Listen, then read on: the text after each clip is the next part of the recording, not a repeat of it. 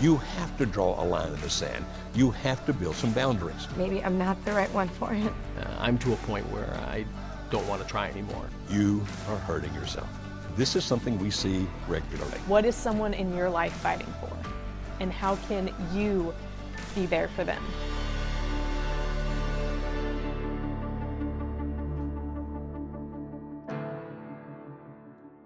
First question, this person says, how can I get my spouse to listen to my wants and needs in fixing our marriage, even when he is still angry with me and he doesn't want to talk to me? I think that sometimes all of us want things to happen a lot faster than they will happen. For example, when this person says, okay, I want my husband to listen to me, I get that. And in any good relationship, we really want that to occur. But then she goes ahead and gives us the information that he's still angry and he's still upset. Well, the first step then is not, believe it or not, to get him to listen to you. And I know you want that, we understand that, and that certainly should come at some point. But that's not step one. Step one is to help him deal with his anger, the fact that he's upset with you. Now, how do you do that? Understand that anger is always based on pain. When you see somebody angry, it's because they're hurting about something. Now, obviously, when we have a written question, there's no way to know what kind of pain he's dealing with. I mean, is it the pain of something that you did that hurt him deeply? Is it the pain of the fact that maybe he was involved with somebody else? He's ended that, trying to put the marriage back together, but still grieving or mourning that relationship that he gave up to come back to the marriage. In other words, I don't know what pain you're talking about, but I do know this. If he's still upset and he's still angry, then there's pain there. Now, if the pain is toward you, in other words, something that you have done, like maybe you had the affair or you gamble away all your money. I mean, I'm making up things here because I don't know the story. Then the first thing is to make sure that you have stopped whatever it is that caused the pain. Don't do that anymore.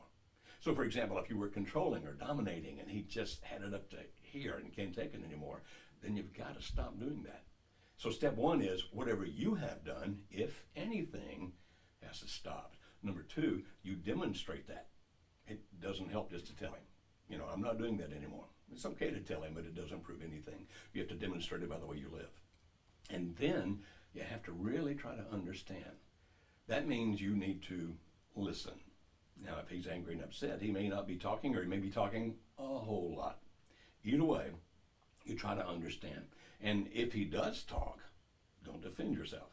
Don't try to justify, don't try to explain. Just as best you can, try to understand what he feels.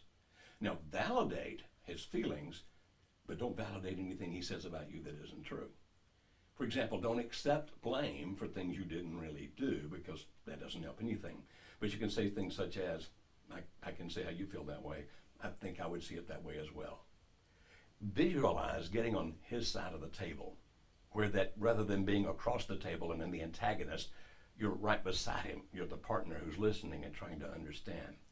And as time helps that anger subside and the relationship gets closer to normal, that's when you can start expressing your needs. Honey, this is something I need from you. But that's really premature right now. If he's angry, deal with that first. Mm-hmm.